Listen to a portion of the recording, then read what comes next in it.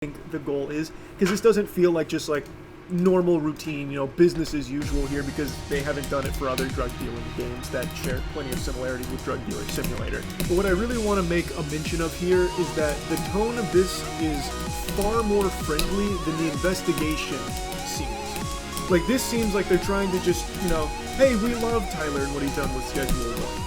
We just had to investigate because we're a publicly traded company and we want to make sure everyone knows that we're doing our due diligence, there's no negligence here, we're making sure it's just, some twinky dinks.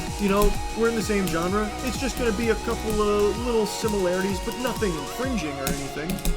Like, that's kind of how it comes across here, but in the investigation, they have kind of a different tone to it. Instead of saying, like, we're just checking things out to make sure, they explicitly use the word identify.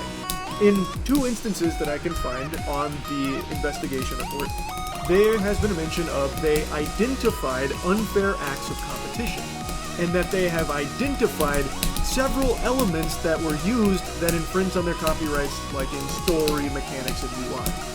That's very different than just saying, hey, we're just checking things out. Hey, we're just doing a little perusal here. Maybe it's a mistranslation. I think that's definitely possible here from the initial reports. But when you say things like you have identified the unfair acts of competition, you have identified several elements that were protected by a copyright, that's already saying you have found things that you believe there is an issue with.